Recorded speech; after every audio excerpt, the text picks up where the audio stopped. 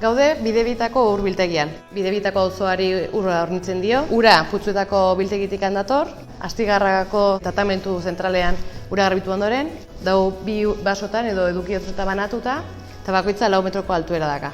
Bere edukiera 2000 metro kubikokoa da, eta orokorrean egunean zerreko ur hornidura 11 litro segundokoa da. Gero dazkau egoera puntualak, kiroldegi erekitzen denen 22 irotzen da, eta gauetan litro erdira jaisten da. Eta bere autonomia ur sarrera egonez balitz, 3 egunekoa. Bidebitako urbiltegia. Sortu zen, Bidebitako auzoa sortzen denean.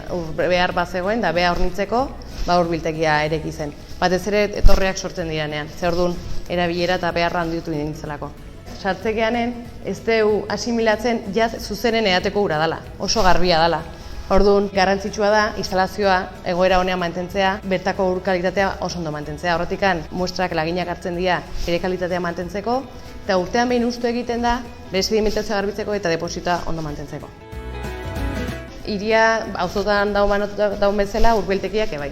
Orduan, auzo bakoitza gutxi gara daka bere urbiltegia.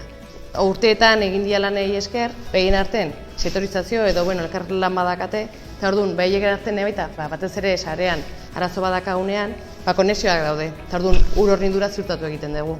Orokorrean ez dakigu berez atzetikan dagoen instalazio guztia, azkenen ura bertara nola Putzuetatik iristean, Astigarragatik nola honea iristean, hori ezagutzea, ni uste jendeak ez dakila eta baloratu inbar dela. Suposatzeu instalazio asko daudela, giltza joko handi daudela, eta jende asko dagoela bere atzetikan lanean.